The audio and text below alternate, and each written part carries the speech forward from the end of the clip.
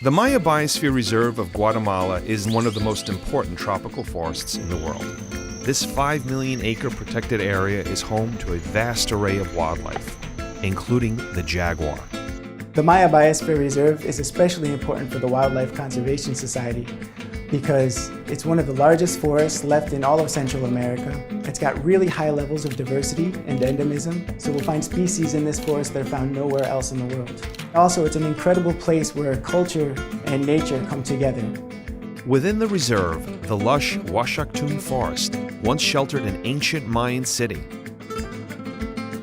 Today it's home to a small village with a strong conservation ethic.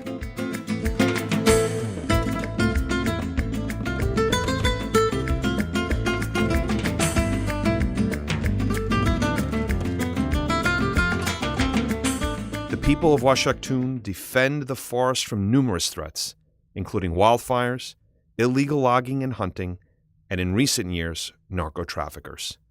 For 2 decades, the Wildlife Conservation Society has been working side by side with the community to protect this ecosystem. Uaxactún's Management and Conservation Organization manages a forest concession, an area designated for sustainable, low-impact timber harvesting that provides economic benefit. Harvest intensity is extremely low, so it's only 1 tree per acre every 40 years. This concession protects about 200,000 acres of rainforest, roughly the size of New York City's 5 boroughs combined. The community has a proven record of success. A la gente de Nueva York que cree que la madera tropical daña el ambiente, nosotros los invitaríamos que conozcan bajo qué medidas técnicas se hacen los aprovechamientos en nuestras áreas. After 100 years of continuous use, 99% of the forest cover remains.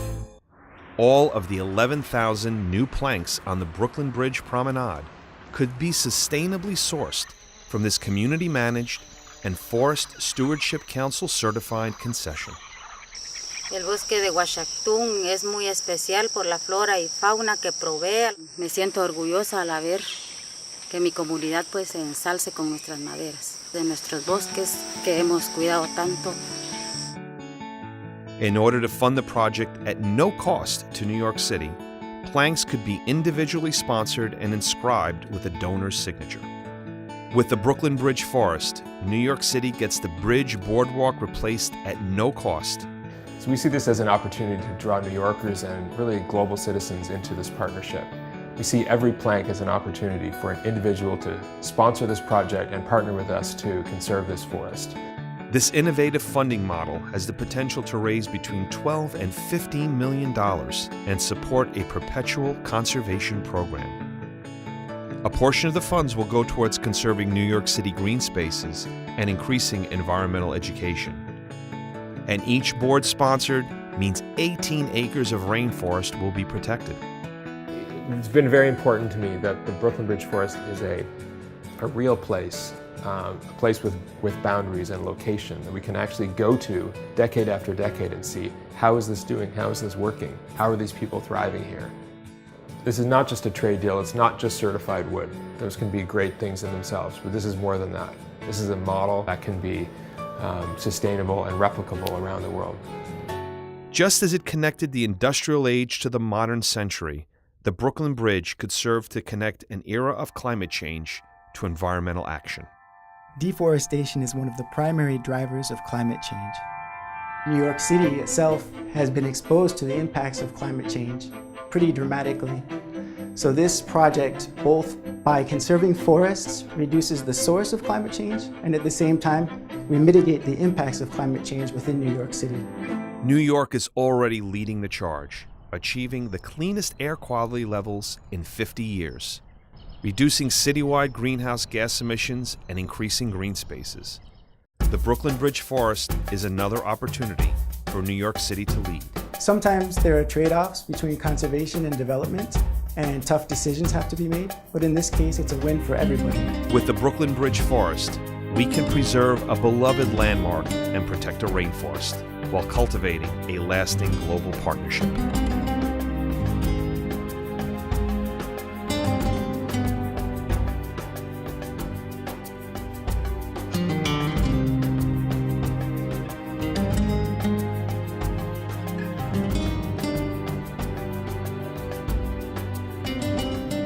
So you may be asking here at the inauguration of a rooftop garden why we're presenting on the Brooklyn Bridge. And in fact, it has everything to do with this rooftop garden. New York City and cities in general are making decisions every day that have impacts around the world. More and more, as John mentioned, the world is becoming increasingly urbanized. Cities have a huge role to play in climate change and forest conservation around the world. So the decisions that are made, not only at a scale of the Brooklyn Bridge, but at the scale also of residential projects like this one, are very, very important. New York City has been faced with a major challenge because wood is a very, very important construction material. In fact, in terms of climate-emitting gases, wood is one of the most efficient materials to use. It's much more efficient than concrete or steel. It emits much less, and it's a renewable resource. However, there have been all kinds of calls for a reduction, especially of the use of tropical hardwoods in New York City, because most people have the perception that illegal logging is what's causing tropical forest destruction around the world. In some cases it's true, but in some cases it's not. And what's happened is the creation of all sorts of controversy within New York City about different materials. How can we maintain the properties, the desires that we have to use wood in different kinds of infrastructure, especially for places like Coney Island Boardwalk, for example, where wood has historically been the material used, or the Brooklyn Bridge. We can't replace these with plastic. We can't replace these with concrete. So you may have seen some of the controversy around, especially the Coney Island Boardwalk. Wood, like John was mentioning, with nature, has specific properties that are very important to humans. In fact, it's also been scientifically shown that wood reduces your blood pressure, your heart rate, and actually reduces the levels of cortisol as well, and stress. At the same time, as the video mentioned, our tropical rainforests are in crisis. And this is around the world right now. We've lost already more than 50% of our tropical rainforests. This is just one image that we've seen time and time again. This is in Brazil, with this kind of fishbone pattern deforestation. But the same thing we see it every day in Central America, where I work. For those who've watched a lot of Discovery Channel, you see the chainsaw going, and logging is blamed for most deforestation around the world. In fact, the real culprits, for the most part, in Central America are cattle ranching, large-scale agricultural expansion, and forest fires as well. Increasingly dry and hot dry seasons because of climate change are allowing forest fires to burn more often. This is exacerbated by other influences around the world, oil and gas exploration, governance issues. We've got narco ranching even in Central America. So is it possible then to use wood to save forests? This is exactly the idea behind the use of this wood here in this garden. So we've put together a consortium of people looking at how wood can be used within the city in a sustainable way, so as not only to not harm tropical forests, but actually to benefit them, to proactively conserve tropical forests. WCS, the Wildlife Conservation Society, has been using wood in our own facilities. This is a sample in the Bronx Zoo. We've got a major order on its way, a shipment coming in right now for the New York Aquarium. A major section of the Coney Island Boardwalk will be replaced with wood from Guatemala, just as you saw in the video. The wood for the aquarium is actually on its way right now in a container on a ship with the wood that will go right here on your patio. So the species, and I'll pass it around, is called Mayan mahogany. It's a very durable hardwood that has been used for centuries in Guatemala and Mexico and Belize. It's got incredible properties in terms of its durability, insect resistance, rot resistance. It's kind of the go-to wood species for post and beam construction and fence posts, again in a place like Guatemala where things tend to rot very quickly. So it should last here for 25 to 30 years at minimum. And it's just a beautiful, beautiful, nice heavy wood. So again, you saw some of the images about the place from where this wood comes. I think it's very important too. There's going to be an intimate relationship between the wood that's used here and a single forest, this single place and this single community in Guatemala called Uaxactún. Uaxactún is in Central America. The Maya forest here is the largest remaining forest in all of Central America. And the community of Uaxactún is at the center of this forest. It's right at the heart of the most important forest in Central America. Uaxactún is a small community of 750 people, but they manage an area of 83,000 hectares. It's about 200,000 acres, which is almost exactly the same size as the 5 boroughs of New York. So if you compare here, we've got more than 8 million people in this space. They've got 750 people who are managing this entire forest. It's a community that's been around for over a century in this forest and have lived from the forest for more than a century, extracting products like chicle, kind of precursor to today's chewing gum. This is one of the best managed community forests in the world. They've got a 25-year contract with the government. They're Forest Stewardship Council certified as of 2001. In order to manage this forest, they have to create a management plan, a 25-year management plan where they map out the entire area. They divide it out into areas that will never be used for timber harvesting. So 2/3 of this area is strictly protected and never logged. And then in the other third, timber harvests are allowed, but only under very, very strict management conditions. And then the highest standards are used for what's called reduced impact logging. So it's very, very selective logging. This is not clear cut, but rather out of all of those trees, certain specific trees will be selected depending upon their conditions. Very narrow roads or paths really are created through the forest. And then those trees are cut, again, by very, very talented sawyers. They're felled directionally so that they don't pull down other important species. And then the way they're hauled out is also done in a manner that won't cause erosion. It's done during the dry season, for example. And so what you have is essentially a forest when after harvested, if you go back 2 or 3 years later, you almost can't tell. From somebody who doesn't know the forest very well, you will not be able to tell the difference between a logged versus unlogged area. It's not only the folks who've been watching Discovery Channel, but also folks in Guatemala. I was one of them who thought that logging was the major threat to these forests. And in fact, because of that, we undertook a very, very in-depth study to look at the impacts of logging. And so after about 5 years of studying mammals, birds, reptiles, amphibians, butterflies, dung beetles, forest composition and structure, microclimate, we essentially came to the conclusion that I just told you, that there's almost no measurable difference in terms of the ecological integrity of a forest that's been harvested versus not harvested. What we found is essentially an increase in a few edge species or species that like open areas, but no loss whatsoever of those species that rely upon intact forests. And this was a surprise to us.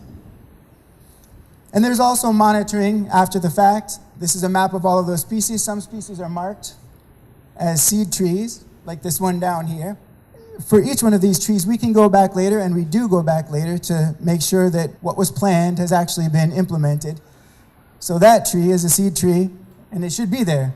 It should be there, it should be marked, and we make sure that it is. So that there's very strict kind of level of transparency and accountability within this forest.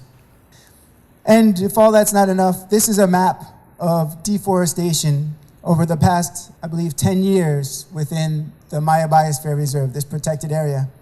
What's interesting is that over here, where you see a lot of red is deforestation, green is remaining forest cover, and yellow is persistent forest fires. This is a government-protected national park called Laguna del Tigre National Park. And you can see how much deforestation has taken place. Guatemala has issues with its government, with its governance in general.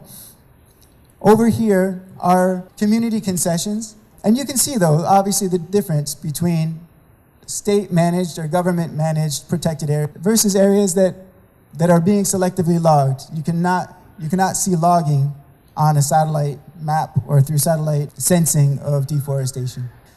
And beyond the ecological impacts and environmental benefits, there's also this small community, this forest society of 750 people. In this community, all of the benefits or all of the proceeds from the wood sales go straight back to the community. It's not a for-profit company or organization, but rather all of the benefits go back to social goods and to management of this area.